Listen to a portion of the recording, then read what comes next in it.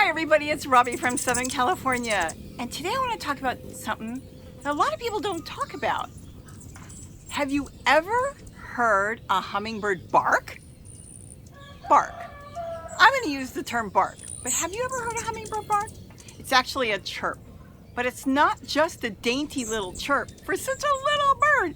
It's a really loud, vociferous sound. Have you ever heard that when you're in your yard, if you're feeding the hummingbirds and you think, what is that? Well, I'm going to have you listen real quick to what a ground squirrel sounds like. Ground squirrels do chirp, and we have a lot of ground squirrels around here. And they have this little chirp, listen to it.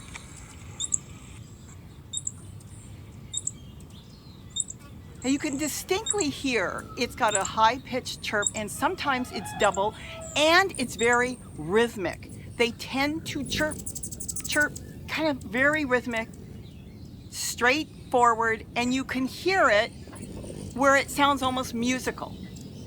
But hummingbirds don't. They actually bark. And why do they make this noise? And we'll get into how they make the noise in a minute. They make it for possibly saying this is their territory. They make it to maybe call a female. They make it for a lot of different reasons. Maybe just a warning sign. You know, they see something, they're warning. But there's a lot of reasons they could do it. Right now, it is not breeding season, and they are doing it all the time, especially when I come out on my deck. I hear them. I hear them in the garden periodically too, but yeah, that's it. What they're doing is they're letting me know they're here, which obviously I know, putting out gallons and gallons and gallons of formula a day, which is a quarter cup of white granulated sugar to 1 cup of water. You make it the way you want as far as how much you want to make. I have to make it by the gallons. But the point is, they could be doing it for a lot of different reasons. Now, I have dozens of feeders all over the place. And it could be one feeder. See the feeders over my shoulder? Those are the ones I make. It could be one feeder might be empty. And it could be that bird likes that feeder.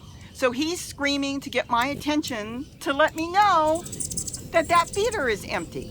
It doesn't have to be all the feeders, but they distinctly like one feeder. They do it for a lot of different reasons. You will find when hummingbirds do that sound, it is like they'll do it and you may not hear it again for the rest of the day. You might hear it in a few minutes later. They don't do it rhythmically. They just do it because it takes a lot of effort for them to do it. Now, how are they doing that sound? It's not coming out of their vocal cords. There is no way they can do that. That sound is coming from their tail. That is why we have 6 species of hummingbirds that live in Southern California, and some of them all have different feather structure. Now, why would you give them different feather structure? Let's talk about the Allens real quick and the rufous.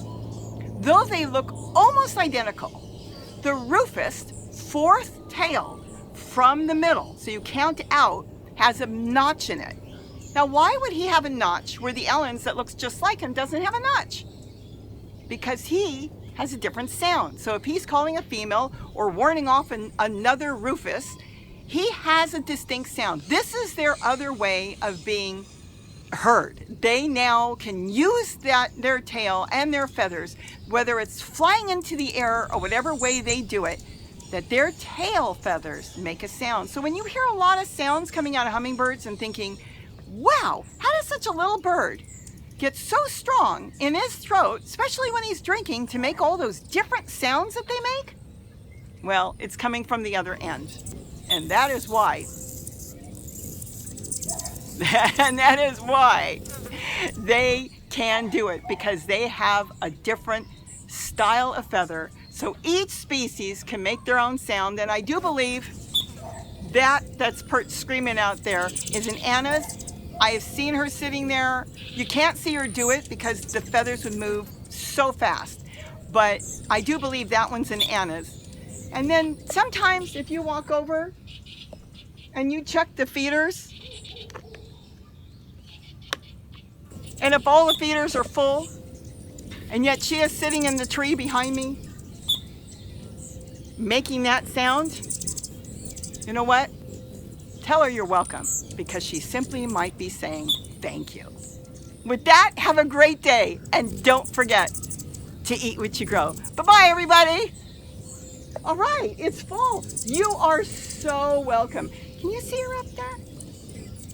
She's sitting up there. Look at her. Right up there. Actually, it's a he.